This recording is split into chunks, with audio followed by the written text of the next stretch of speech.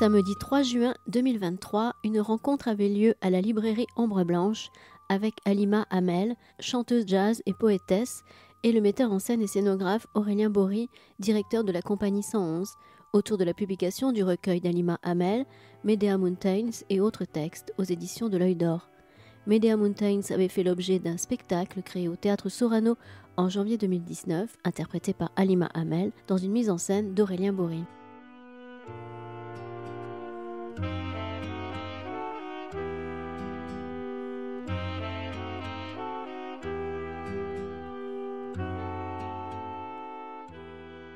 Bonjour, bonjour.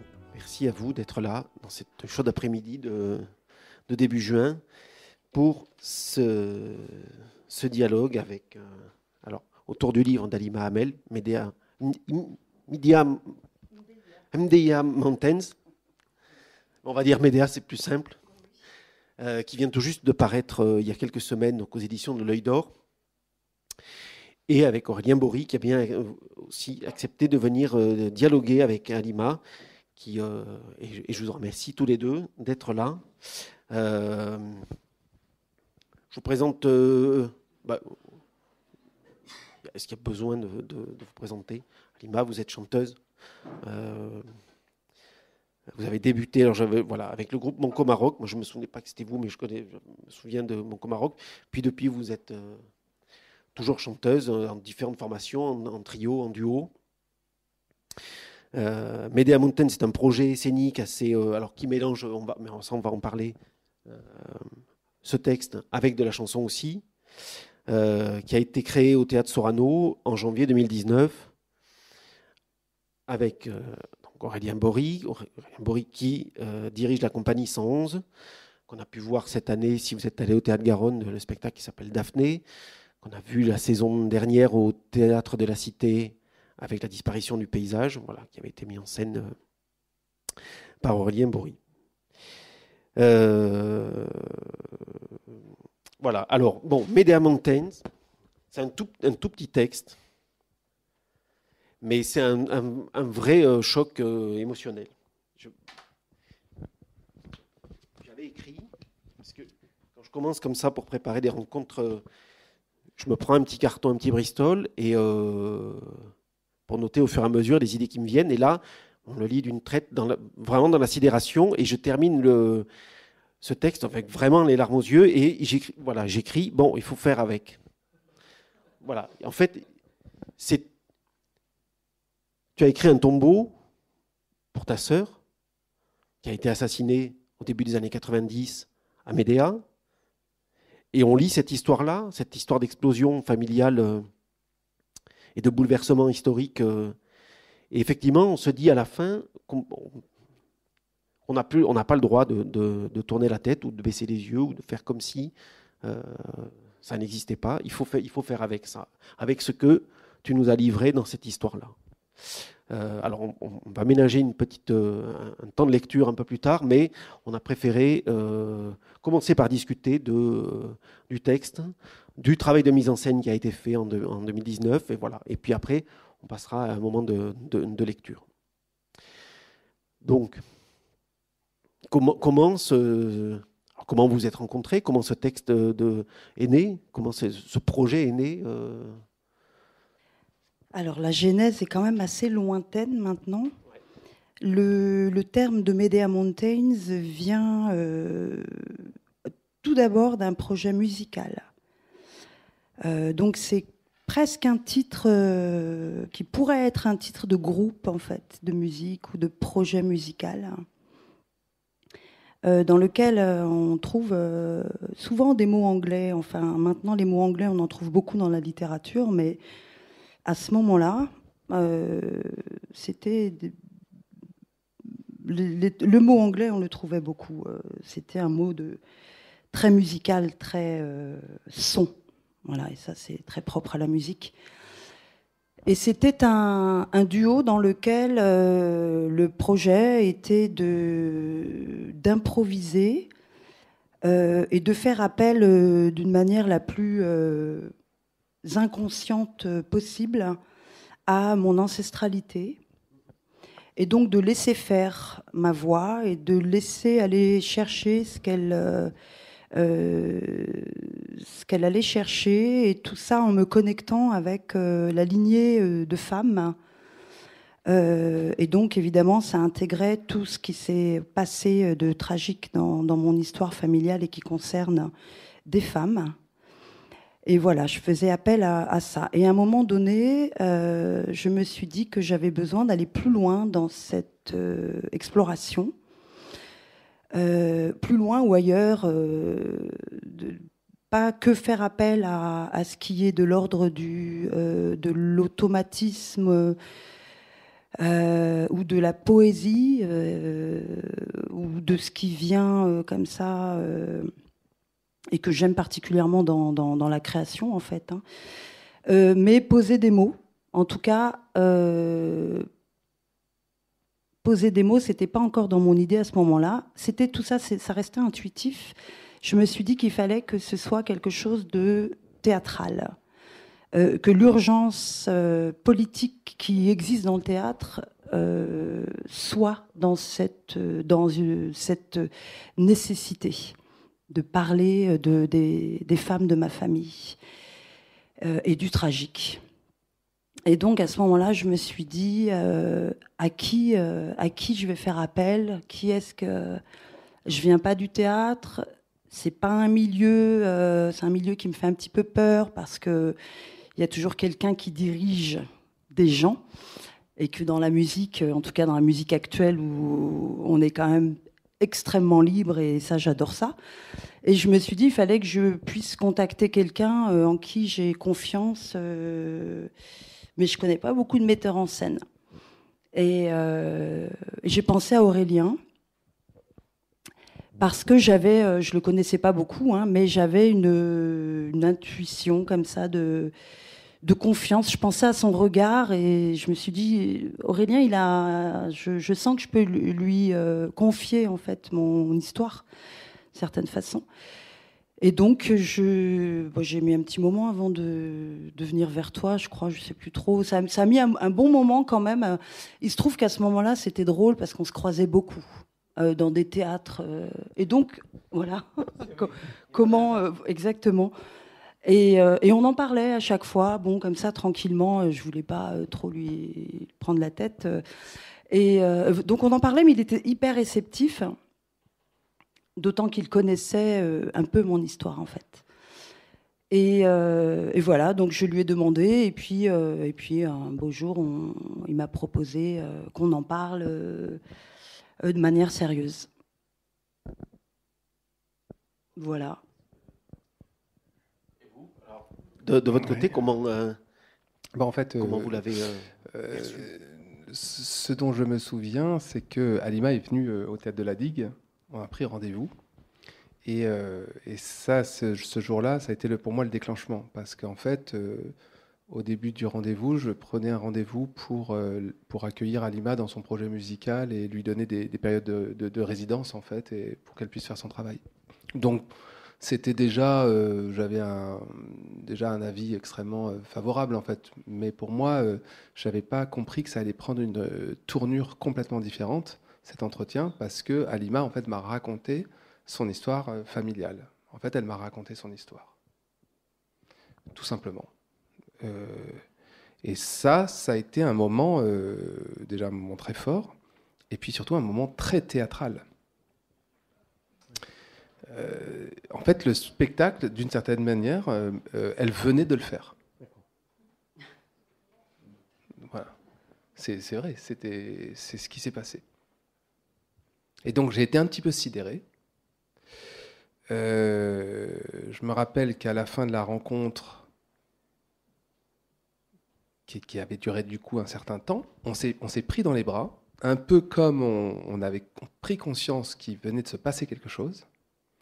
Je le dis parce que Halima n'avait jamais raconté cette histoire. Donc c'était... et moi, je l'avais poussée à la raconter parce que je ne comprenais pas ce qu'elle me disait. Elle me parlait de... Elle tournait autour du pot, autour des paroles de ses chansons. Et donc j'avais commencé à lui poser des questions parce que je voulais comprendre. Et c'est ce qui s'est passé. Et donc là, ça a été un flot. Et j'ai dit, bon, Halima, il faut absolument que tu écrives cette histoire. Il y a quelque chose de théâtral là-dedans. Et cette histoire, il faut l'écrire telle que tu viens de me la raconter, en fait. Telle que tu viens de me la raconter. Et donc là, facile à dire. C'est... Après ça, on se rend compte qu'en fait, non, l'écriture passe par des chemins. C'est pas une ligne droite. Hein. L'écriture, c'est un sacré chemin. Donc elle a pris ce chemin-là, l'écriture, hein, ce qui a pris un certain temps. Il a fallu trouver le chemin de l'écriture, qui a été une sacrée expérience pour Halima, parce que ça voulait dire aussi retourner sur les lieux, donc retourner en Algérie, et ça voulait dire aussi avoir recours au théâtre et à sa capacité, à sa potentialité d'écriture. Je m'explique. Déjà, se retrouver dans l'espace et d'avoir un peu une écriture d'espace, même si elle écrivait chez elle écrivait au café, elle écrivait dans les endroits où elle aime écrire, mais il y avait quand même des points réguliers sur le plateau où on allait faire des maquettes, où on allait essayer des choses, et donc où la voix devait sortir d'une manière dont tu n'avais pas l'habitude, parce que plus habitué à la chanson, à la poésie, là, il fallait raconter à la première personne sa propre histoire. Et puis, un troisième aide du théâtre, c'est l'échéance, c'est la date de la première. Donc en fait, comme il y a une échéance, alors c'est maintenant que l'écriture doit sortir. Il faut finir ce texte, il faut l'amener au bout, parce qu'il n'y a pas le choix en fait. Sans date de la première, il n'y aurait pas de théâtre. C'est une lapalissade, mais c'est très vrai dans le sens où c'est un arrachement, et en fait le fait qu'il y ait une échéance, en fait, on s'arrache davantage, et c'est exactement ce qui s'est passé pour toi. C'est-à-dire que c'est finalement dans les derniers instants où tu as encore arraché des textes, où tu as encore arraché des mots. Ouais, et ça aurait pu durer d'ailleurs. Hein. Et ce qui était difficile, hein, c'était de passer de mon écriture poétique, cette écriture dont j'ai... que je pratique depuis longtemps, qui navigue entre la chanson et la poésie, et qui est vraiment ma nourriture première, à un récit factuel qui explique, qui dit les choses. Et au départ, je me souviens, je disais à Aurélien, non mais c'est vraiment dire complètement tel quel. Alors, j'y allais vraiment, alors que j'étais venue le chercher pour ça, j'y allais un pas en avant, deux pas en arrière. Et puis voilà, donc il m'a poussée à y aller, quoi, vraiment, à écrire, à raconter cette histoire qui est un peu indicible, et c'est pour ça que je la chante. Et puis j'ai fini par l'écrire, et c'est énorme en fait. Et puis j'ai navigué beaucoup, j'ai fait énormément d'allers-retours entre, je voulais absolument garder dans cette écriture de récit ma façon de faire, c'est-à-dire du souffle court, écrire court, créer des chocs. Ça, c'est ce que fait la poésie. Et donc, ça a pris du temps.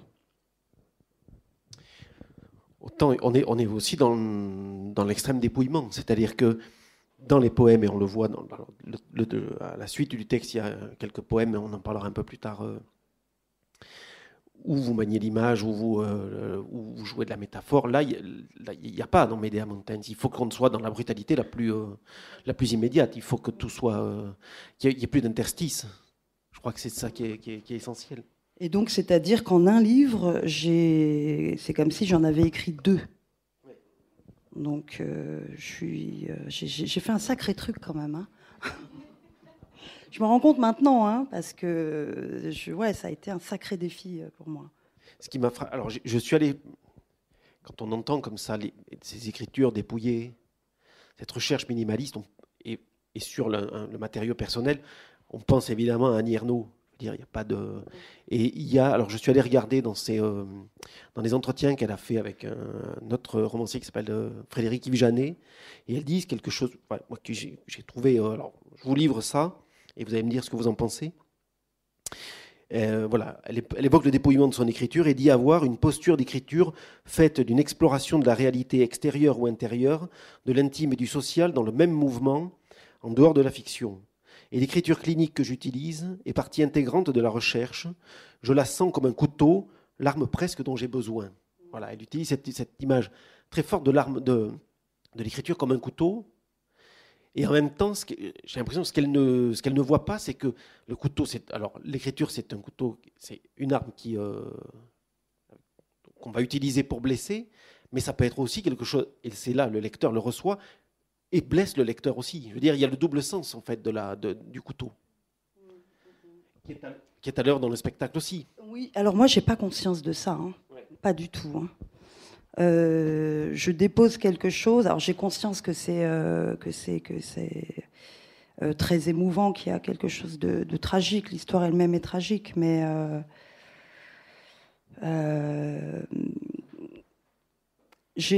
moi, quand j'ai écrit ce texte, j'ai moi-même beaucoup pleuré à chaque phrase. Hein, mais ça m'arrive aussi beaucoup quand j'écris les poésies, et c'est toujours un signe intéressant pour moi. Souvent, quand je pleure, c'est que je suis arrivée à l'endroit où je voulais arriver.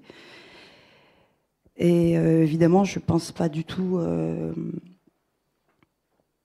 Je pense pas au lecteur, et en même temps, sans doute, j'ai eu peur de ce qu'allait recevoir le lecteur.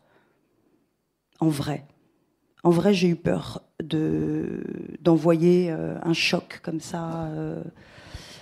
Ça m'a traversée. Mais bon, je peux très bien dire ça de ma voix. Moi, tout ça, je le fais par grande nécessité. Et au fond, c'est pas grave d'avoir peur de se prendre une claque. C'est très bien aussi. Oui, je voulais revenir sur l'image du couteau, parce que cette image du couteau existe dans le spectacle, puisqu'elle est avec un marqueur, hein, tout le spectacle, où elle écrit en fait le mot Médéa. Donc elle écrit Médéa comme dans les deux sens du terme, quoi. Son histoire à Médéa, puis elle écrit le mot Médéa. Et donc elle l'écrit avec un marqueur, et ça prend un certain temps. Et elle utilise ce marqueur comme un couteau à 2 reprises. Une première reprise où elle perce comme ça le papier avec le marqueur, et puis une deuxième reprise où elle utilise le couteau comme une arme tendue vers sa mère. Le marqueur comme un couteau tendu vers sa mère. Mais au-delà de cette histoire qui est évidemment tragique, et que Halima a écrit calme, c'est-à-dire a écrit sans pathos, en fait, parce que sinon, évidemment, le pathos est tout de suite là. Et donc l'idée, c'était moi, ce qui m'a intéressé dans son histoire, c'était qu'il y avait un lien justement avec l'art, avec l'écriture, et dans le cas d'Halima, avec le chant. C'est-à-dire que, ça m'a beaucoup intéressé, et je pense que c'est comme ça aussi qu'on arrive à échapper, que ce texte trouve sa place. C'est que moi, les événements sont tragiques. Hein, c'est une histoire familiale avec tout ce qu'elle peut avoir de cauchemardesque, mais tout ça est inscrit dans un corps, celui d'Halima, et elle trouve comme solution immédiate, et c'est une solution qu'elle expérimentera pendant 20 ans avant d'écrire ce texte, le chant. Et le chant est venu directement en réponse à ça, sans que ni dans sa famille, ni dans rien ne l'indiquait pour le chant. Voilà, elle n'est pas d'une famille de musiciennes. Alors, ta mère chantait, donc j'y vois un lien, mais sans faire d'entrer trop dans la psychanalyse. Halima était vers le chant comme sa solution, en fait, à elle à ce moment-là. Et ça, c'est fantastique, puisque moi, j'avais une réponse à ce que j'avais entendu de la voix d'Halima quand j'ignorais encore tout. C'est-à-dire, dans la voix d'Halima, on sent 2 choses. Elle a une très belle voix, alors ça, ça, tout le monde le voit, mais il y a aussi une âpreté dans sa voix. Et elle joue toujours sur les 2 tableaux, en fait, pour simplifier, mais pour qu'on comprenne, il y a toujours cette âpreté. Et à la fois, et le chant, et elle joue, voilà. Et j'ai compris à ce moment-là, au moment où elle m'a raconté son histoire, puis surtout aussi la coïncidence, puisque c'est au moment où ta sœur meurt que tu commences à chanter. Il y a une coïncidence là. Ce sont les faits. Et donc, tu as mis ta sœur dans ta voix pendant 20 ans, ne sachant pas où la mettre, en fait.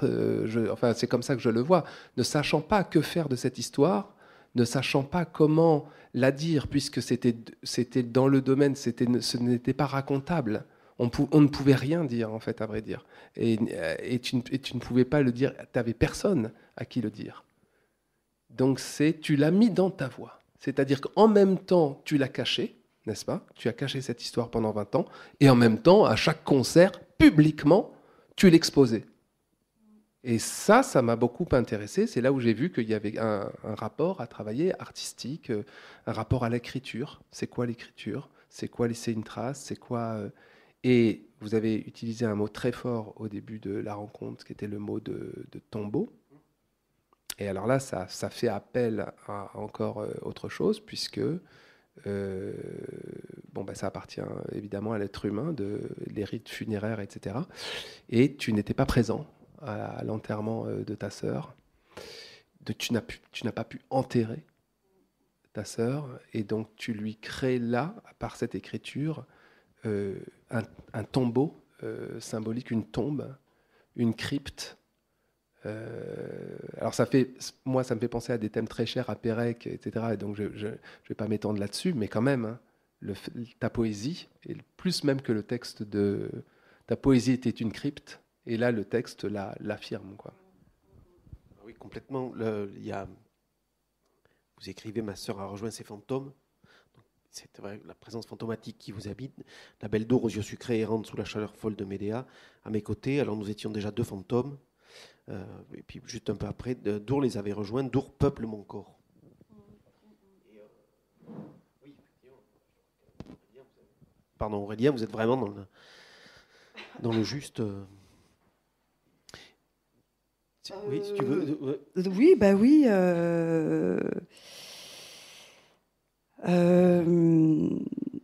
Non, mais j'écoutais ce que tu disais et c'est juste. Moi, je le dis d'ailleurs dans ce passage-là précisément. Alors, moi, ce que je voulais dire, c'est que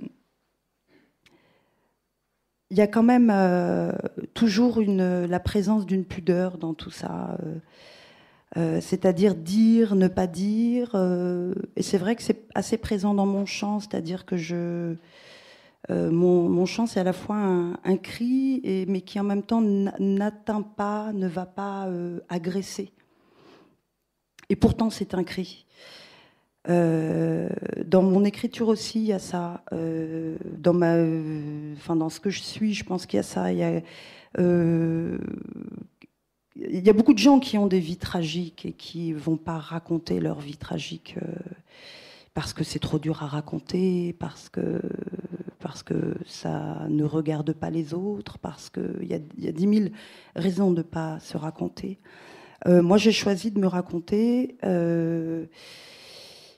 parce qu'il y a eu alors pourquoi, je ne sais pas pourquoi j'ai choisi de me raconter, mais en tout cas, il y a eu une rupture brutale avec toutes mes sœurs, et pas seulement la mort de l'une d'elles, qui fait que je les porte toutes, en fait. J'ai le sentiment, en tout cas, de porter toutes mes sœurs, et il fallait bien que quelque chose en moi m'accompagne pour porter, et la voix m'a accompagnée pour porter. Donc moi, à l'intérieur de ça, je me vois comme la petite fille que j'étais, très timide dans sa bulle, vraiment,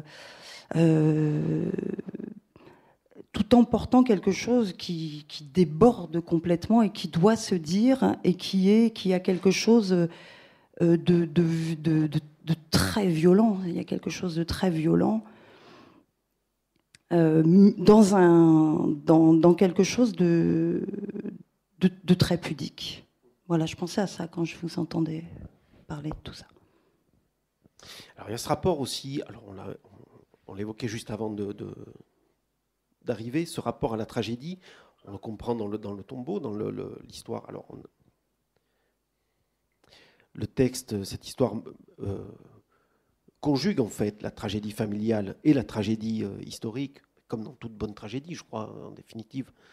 C'est le destin individuel qui frappe aussi cette histoire avec une grande hache dont parle Pérec.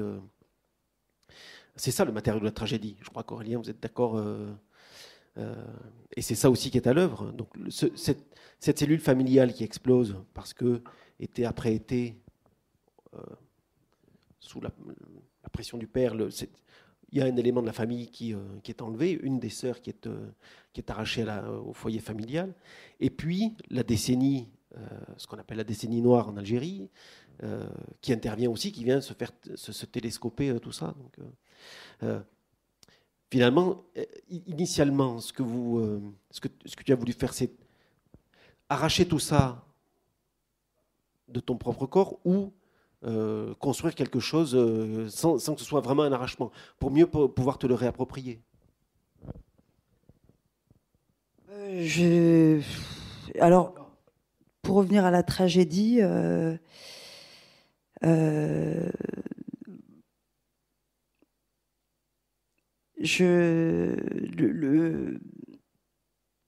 Médéa, c'est le personnage Médéa et que l'on connaît tous, hein, ce personnage de femme qui a sacrifié ses enfants.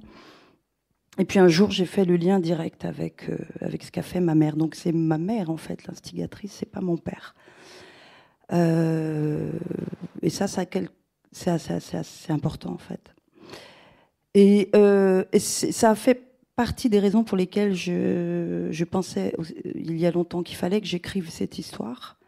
Parce que ce lien avec ce personnage de tragédie et ma mère et ce que vit l'Algérie était tellement dingue. C'est tellement hallucinant que ce lieu porte ce nom que je ne pouvais pas ne pas. Mais tout ça, c'était il y a vraiment des années. C'est malgré... ça, je crois que je ne réponds pas à ta question directe. Pas grave, hein. Non, voilà, c'était juste pour expliquer pourquoi Médéa est arrivé là, comme ça, de manière si naturelle. Non, mais sur la question de l'arrachement, est-ce que finalement ce texte finit de te construire ou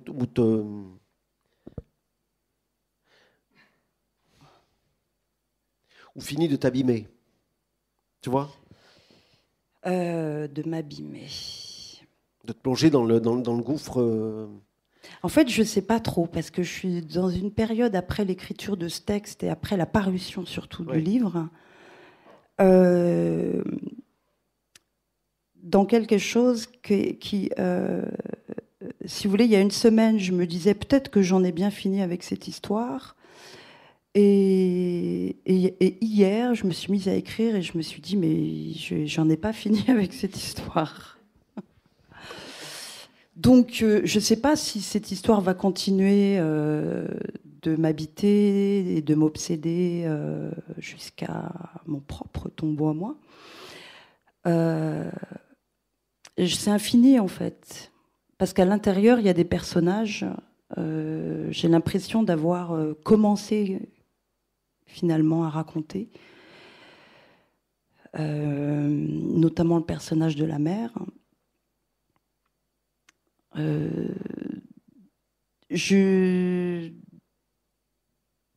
La question d'être abîmée, alors c'est pas cette question-là que tu me poses, mais je vis avec, en fait. C'est-à-dire que je construis ma propre capacité de résilience, on pourrait dire ça comme ça.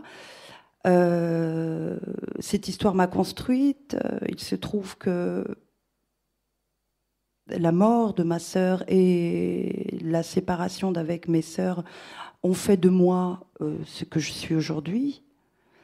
Et ça a quelque chose de dingue. C'est-à-dire que la liberté qui est mon ressort principal, je le leur dois. voilà, c'est la grande leçon et c'est la grande leçon de la tragédie. C'est-à-dire que toute l'horreur qu'elles ont vécue m'apporte à moi une capacité à un peu sortir du monde et attraper la vie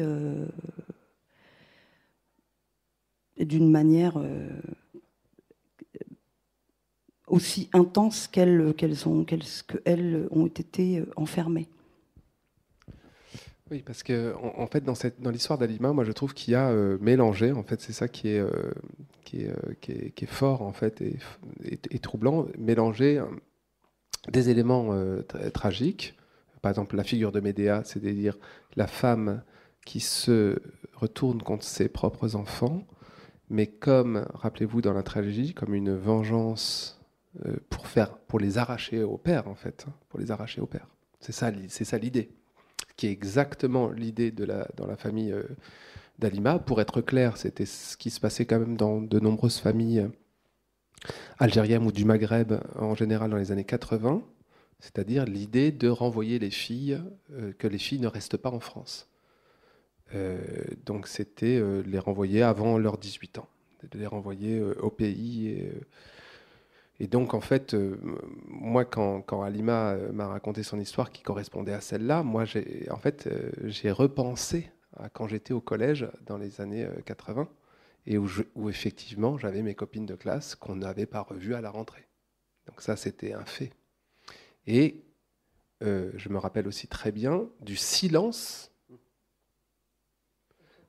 Ah oui, ça troublait personne. Ça troublait personne. Oh, mais on s'en mêle pas, les familles font bien ce qu'elles veulent, etc. Ça a été, ces femmes-là, les oubliées. Qui les a défendues? Qui a défendu ces femmes? Personne, en fait, tout simplement. Personne. Personne s'en s'est soucié, ni l'école, ni personne. Finalement, les familles faisaient ce qu'elles voulaient. Et c'était bien normal. Aujourd'hui, je pense que ça passerait pas du tout. On communiquerait autour de ça. Il y aurait des voix qui s'élèveraient. Évidemment, de notre point de vue, tout est qu'une question de point de vue, hein, mais de notre point de vue et d'une manière très très factuelle. Et là, Halima peut mesurer ça dans la vie qu'elle a, etc. Et le passeport qu'elle a, et l'horizon qu'elle a, et les horizons qu'elle a, et les possibilités qu'elle a eues. Si elle les compare avec ses grandes sœurs qui n'ont pas eu tout cet horizon s'est immédiatement fermé dès lors qu'elles se sont retrouvées à Médéa avec comme seul horizon le mariage, les tâches ménagères, et voilà, c'était ça l'horizon. C'était ça l'horizon.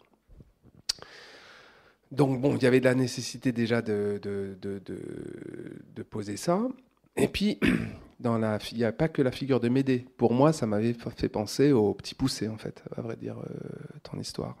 Et parce que dans le Petit Poucet, quand on est enfant et qu'on nous raconte cette histoire, on assiste à la peur fondamentale, à la grande peur de l'enfant, c'est que les parents se retournent contre les enfants et sont abandonnés. En plus, dans l'histoire du Petit Poucet, si vous vous rappelez, ils sont abandonnés pour de bonnes raisons, ils sont pauvres, etc. Donc ils n'ont plus d'argent, donc en fait ils les abandonnent comme ça. C'est plus pratique il y a moins de bouches à nourrir. Donc les parents sont d'une certaine manière aussi victimes. Ils sont pauvres, donc victimes. Ils sont dans le Petit Poucet. Bon, et ben, je dirais qu'il y a quelque chose de cet ordre-là. Et pour un enfant, c'est très fort, hein, le conte du Petit Poucet, parce que c'est pire que la mort, l'abandon. Je fais, excusez-moi, une toute petite parenthèse autour de mon fils qui quand il avait 3-4 ans, réalise qu'il comprend un peu ce que c'est la mort, enfin, que la mort existe. Bon, d'accord, la mort, ok, ça existe, bon, d'accord, ok, on va mourir. Et il m'avait dit, bon, d'accord, on va mourir, mais quand je serai mort, vous serez où? Et c'était sa question, ça lui posait aucun problème, la mort, mais ce qui lui posait le problème, c'était la séparation. Donc en fait, ce que vous avez vécu, c'est-à-dire la séparation, l'abandon en fait, c'est le pire dans la construction psychique de l'individu, c'est le pire en fait qui puisse arriver. Et ensuite la mort vient des années après de ta sœur dans la décennie noire, donc ça en plus ça croise un drame familial que j'allais dire presque banal alors qu'il n'était pas, mais banalisé autour de nous en disant bah, c'est comme ça, banalisé aussi dans les familles j'imagine algériennes, françaises, dans les discussions, c'était plusieurs familles faisaient ça. Bon, ça se faisait. Donc, il y avait aussi, ça faisait partie de la bonne éducation des filles, j'imagine, ou de tenir comme ça. Il y avait aussi le regard des autres qui pesait sur les familles. Donc ça, d'un côté. Et puis de l'autre, voilà, ce drame terrible qui intervient dans la décennie noire, c'est-à-dire là c'est pour le coup entre guillemets la grande histoire, donc quelque chose de complètement historique. Décennie noire, pareil, il y a un couvercle dessus. Alors c'est très récent, c'est un peu normal. C'est récent, enfin, je veux dire, il faut beaucoup de temps pour. C'est un véritable traumatisme en Algérie. Et bon, évidemment, maintenant ça commence à sortir, tu me disais, etc., des écrits. Mais il y a. Et ça vient, comment dire, la mort de ta sœur à ce moment-là enfonce le clou de cette histoire déjà tragique. Hein, c'est ça. Mais ça donne, en gros, l'irréversibilité, en fait. Ça devient à ce moment-là complètement irréversible. Et donc ça tait. De toute cette manière, tout ça donne un point final, je dirais, tragique. Et là, la famille s'arrête à ce moment-là. Voilà, c'est. Ouais, c'est comme une mort qui s'ajoute à la mort, hein, qui est déjà présente dans la famille par la séparation. Où là, on perd. Moi, je perds tout le monde, en fait. Je perds toute ma famille, je perds mes sœurs. La dernière qui est avec moi ici, qui a fui, je la perds aussi parce qu'elle quitte le domicile à Nantes. Et puis, c'est à ce moment-là aussi que je perds mes parents. Ils sont présents. Moi, je suis la seule à la maison. Ils sont présents, mais je les ai perdus. Je les ai perdus de ce qu'ils ont fait. Et donc là, je suis vraiment seule et j'ai 11 ans. Et vraiment, la tragédie s'inscrit à ce moment-là. Et puis, parallèlement, c'est aussi à ce moment-là que je perds... c'est vraiment la grande histoire enfin, c'est vraiment l'histoire d'une grande perte, cet âge-là... dans mon cas, et je perds aussi le rapport très... la grande affection que j'ai dans ma relation avec mon père. Hein. 11 ans, c'est l'âge où lui, et ça c'est ce qui se pratique pas mal quand même dans les pays du Maghreb, les hommes qui sont souvent très proches de leurs enfants, bien plus que ce qu'on peut voir en Occident, avec un rapport très... extrêmement chaleureux jusqu'à un certain âge. Moi, ça s'arrête au moment où j'ai mes règles, quoi, à 11 ans. Et très clairement, paf, du jour au lendemain, donc voilà, il y a une vraie mort à ce moment-là qui s'introduit, et c'est un moment où je sais que c'est à cet endroit où les choses sont mortes autour de moi que je choisis que je vais être libre. C'est exactement à cet endroit-là, et c'est évidemment concomitant de cet état de grande séparation. C'est à cet endroit-là où je décide que comme je suis seule, je serai un être libre en ne retournant pas en Algérie. Ça commence par ça. Donc à 11 ans, ce n'est que ça. C'est juste, je ne retournerai pas là-bas, je ne resterai pas là-bas, moi, je serai libre. Et donc, voilà, une nouvelle... Donc il faut faire opérer cette oblitération de la mémoire. Ça passe par là. De mémoire familiale, mémoire... voilà, c'est... voilà. C'est le point vital. C'est avec le recul ce qui s'est produit. Et ça a généré une force incroyable. Oui, je dois... Tout se balaye, mais tout se balaye de soi-même. Tout se balaye de soi-même, mais j'aurais pu prendre la décision de m'écrouler à ce moment-là. Donc effectivement, je balaye, je prends la mesure de ce qui est en train de se passer. Et alors, comment aujourd'hui se gère le retour de la mémoire? Parce que c'est là qu'on peut évoquer ici un petit peu les autres poèmes qui sont que tu as mis après Medea Mountain. là, il y en a un, moi je trouve, qui est extrêmement éclairant, c'est celui qui s'appelle Café Noir. Parce que Café Noir, il est en lien direct avec ce moment où tu bois un café, enfin, toi tu bois un Coca-Cola. Là. Et, ah oui, d'accord, avec le lien avec le texte. Et oui, c'est ça. Ouais, Tu es dans un café, et tu bois avec mon père. Avec ton père. Et le poème Café Noir se termine sur presque. Alors, il y a presque un retour du nostalgique sur l'Alger perdu. Restez là toute la journée à l'ombre des figuiers, dans votre paradis d'Alger. Ce sont les hommes qui sont au café, qui boivent dans votre paradis d'Alger, le plus beau café du monde, et adorer le temps passé et adorer le temps qui passe. C'est quelque chose, au fond, que tu t'es interdit pendant un longtemps. C'est quelque chose qui est interdit. En tout cas, en réalité, non. On peut très bien aller boire des cafés avec les Maghrébins à Arnaud Bernard. Hein. Ils ne nous l'interdisent pas du tout. Hein. C'est nous qui nous l'interdisons. Mais tu as complètement raison. Il y a quelque chose d'incroyablement nostalgique, et à l'entendre de ta voix, je repense à cet endroit dont je parlais, la place du 4 novembre, qui est une place en Algérie, à Médéa, qui est magnifique, dans laquelle j'allais beaucoup avec mon père. J'ai passé beaucoup de temps dans cet endroit, et il y avait des cafés partout. Et évidemment, pratiquement que des hommes. Cependant, à cette époque-là, il y avait plus de femmes que par la suite qui circulaient dehors. Et de tout temps, quand je vois le farniente des hommes en France, autant qu'à Alger, parce qu'il y a beaucoup de cafés à Alger. Alger, c'est une ville qui est en bord de mer. C'est vraiment magnifique.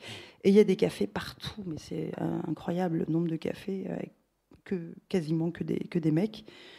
Et j'ai pas, quand je vois ça, j'ai pas du tout une vision de... J'ai jamais une vision de féministe en me disant putain, tous ces mecs, j'en ai marre de voir que des mecs dans le même bar. J'ai une vision vraiment hyper tendre. J'ai toujours une vision très très tendre de ça. Parce que ça me rappelle des souvenirs d'enfance très tendres avec mon père. Voilà. C'est aussi un beau motif littéraire. Je pense il y a un très beau ensemble de textes de Mohamed Dib sur les cafés. On pense aussi à Albert Cossery et ses grandes discussions où on refait le monde dans les cafés au Caire où lui n'était plus. Mais enfin, on revient sur les poèmes, si tu veux bien. Comment ils fonctionnent par rapport... Pourquoi avoir décidé de mettre ces poèmes-là après, cette série de poèmes?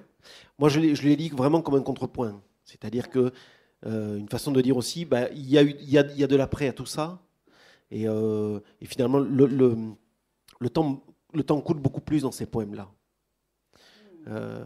alors que le temps est cristallisé dans Médéa Mountain. C'est ce que j'aime justement, le fait que le temps ne soit pas cristallisé dans les poèmes. Alors, c'est mon éditeur qui m'a dit « Je veux que tu m'envoies d'autres textes ». Et donc je l'ai fait, mais j'avais déjà envoyé des textes avant à Jean-Luc, l'éditeur des poésies. Et lui, il a vu le contrepoint, en fait. Avant, il savait que ça allait faire un contrepoint intéressant. Et voilà, donc je lui ai fait toute confiance, je lui ai envoyé des poèmes, il en a choisi. J'ai laissé faire. Y compris sur la disposition. L'ordre des poèmes dans le... c'est moi qui ai choisi l'ordre. Il m'a demandé de choisir l'ordre. J'ai dit, ah bon, c'est comme ça que ça se passe. C'est pas les éditeurs qui choisissent l'ordre des poèmes, c'est l'auteur.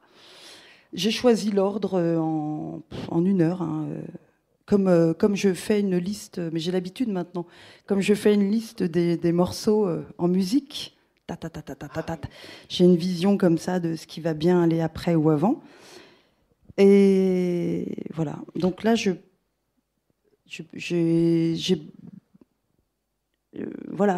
réfléchi. Je fais ça dans un café. J'écris beaucoup dans les cafés. Je ne sais plus comment j'ai créé l'ordre, mais voilà, de manière intuitive. Mais moi, je trouve justement les poèmes dans le livre, c'est un concert, quoi. C'est un concert. Après, ça a la place du chant. C'est vrai, ils prennent vraiment la place du chant. Et puis, et ça rend aussi, je donne ce contraste entre les poèmes. Enfin, ce contraste, c'est pas un contraste d'ailleurs, c'est ce contrepoint.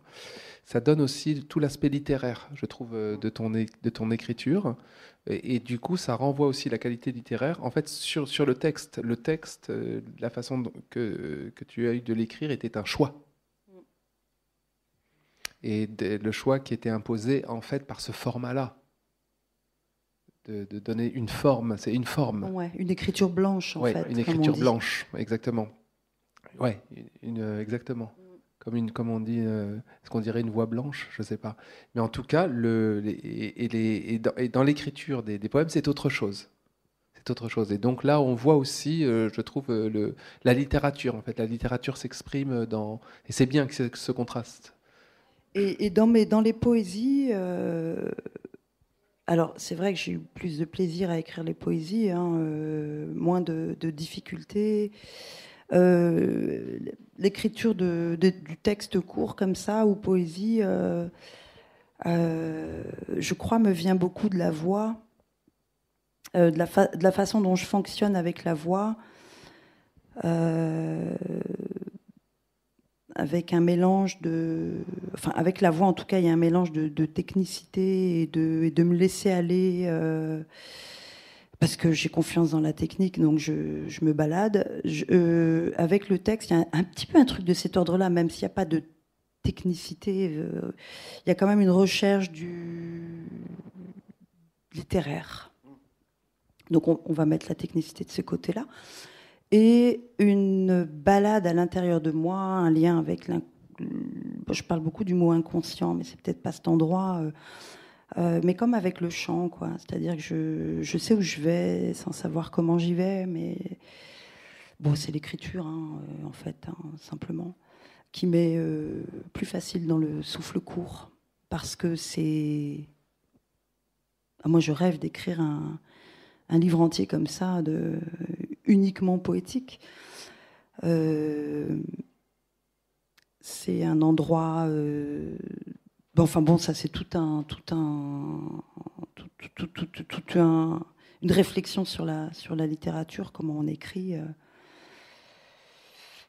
je rajouterais qu'il y a aussi dans ces effets de contrepoint que Médéa est un texte de la dépossession, et les poèmes, c'est justement la réintégration du corps d'une réelle sensualité aussi, et il y a quelque chose d'extrêmement charnel dans ces poèmes-là, où tu réintroduis vraiment, et peut-être effectivement, je rejoins Aurélien, du coup, le chant. Et cette présence du cri, qui est un des premiers mots de la préface d'Aurélien, qui dit que la voix d'Alima est un cri, et la référence dans un des presque tout derniers poèmes d'Aimé Césaire. Aimé Césaire, je suis libre de te sourire, tu dis. Et Aimé Césaire, c'est peut-être ce qu'on disait, enfin pour moi en tout cas, ça l'est, peut-être un des plus beaux poèmes, un des plus beaux cris poétique du XXe siècle. Alors, explique-moi pourquoi Aimé Césaire, qu'est-ce qu'il vient faire là, dans ce poème? C'était une période où je le lisais beaucoup, ouais.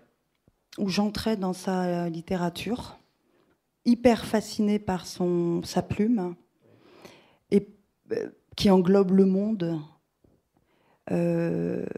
par son combat, par cette capacité à ne pas lâcher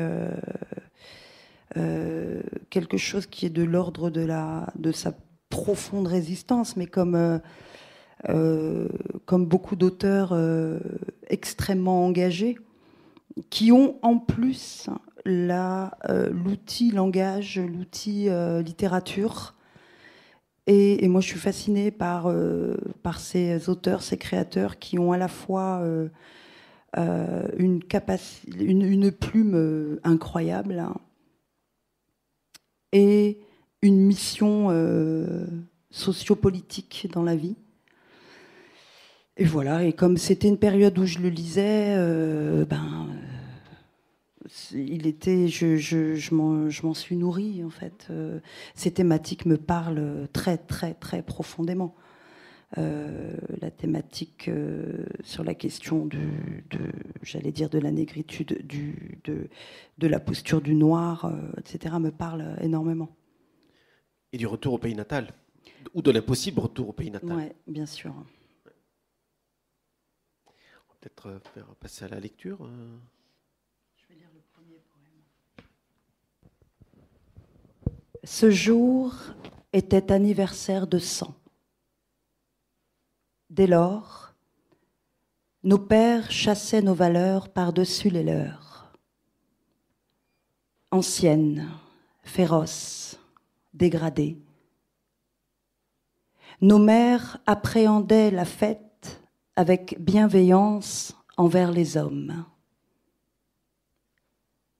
Nous n'existions plus dans leur peau. Moi, que mon père avait tant aimé, jusqu'à l'âge des menstrues. Moi, la dernière, la 5e, l'aimée du père qui me donna le prénom de sa mère. Halima, la femme cendre, cette couleur qui me fit tout le jour mal aimer des autres.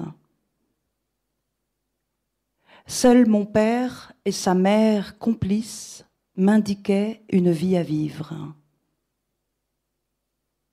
Cette couleur que les Algériens rejettent, de n'être pas la leur, pas celle des gens du Nord, pas celle non plus de Médéa, mais la couleur de ce sud algérien trop africain.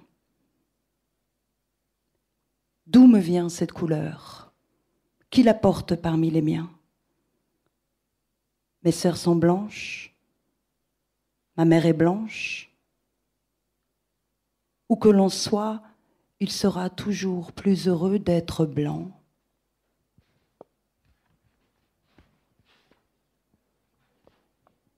Se couvrir les chairs, mais nous étions si jeunes. Notre culotte qui dépassait parfois semblait offense violente. Notre cuisse caressait le mal. Nos yeux crevaient de devoir regarder bas comme des chiennes. Nos corps ne jouissaient plus que de douleur. Notre colère est bien née là, dans cette sauvagerie discrète, comme et non moins femme, de haute hache garantissait. Alger. Hein, Tu me ferais le plaisir de lire Alger ? Alger, allez. Il y a deux, un vers, enfin, 3 vers que j'aime particulièrement, que je trouve résonnent. Voilà. Une longue saison d'hiver bien chaude, autrefois garnie de nos peurs rauques, de nos pleines bouches, de nos sangs durcis. L'été est bien rougi, mon cœur aussi, de l'émotion d'un voyage perdu, d'un pays tout entier chaviré. Alger, je ne reviendrai plus. Je t'aime comme on aime Venise. On n'y retourne pas. Alger, je ne reviendrai plus. Aujourd'hui, j'ai la vie. Un automne saison embrase les feuilles d'or. Je souffle, souffle, libre, légère. Je suis en face à face. Je suis en face de nous. Une saison de pluie lave le corps d'antan et ne paraît plus comme avant. Je regarde les ombres dessiner mon corps d'une autre manière. Et je danse ma vie passée, et je fête la fin, et je fête le commencement. Une autre est née de moi, je dois prendre soin d'elle. Une autre est née de moi, je dois lui donner corps, je dois un peu l'aimer. Alger. Je ne reviendrai plus. Je t'aime comme on aime Venise. On n'y retourne pas. Alger, je ne reviendrai plus. Aujourd'hui, j'ai la vie. Merci beaucoup. C'est un très beau poème effectivement du recommencement.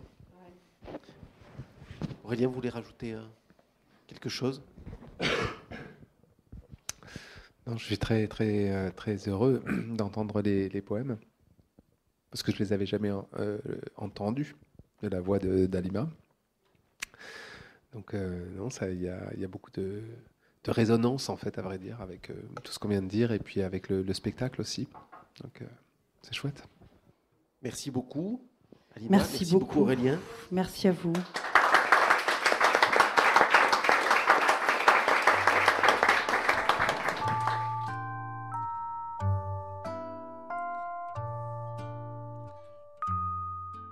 Vous avez pu écouter à l'instant Halima Hamel et Aurélien Bory autour de la publication du recueil Medea Mountains et autres textes, édition de l'Œil d'Or, à la librairie Ombre Blanche le 3 juin 2023, lors d'une rencontre réalisée et mise en onde par Radio Radio en partenariat avec Radio Radio Plus et Radio Terre.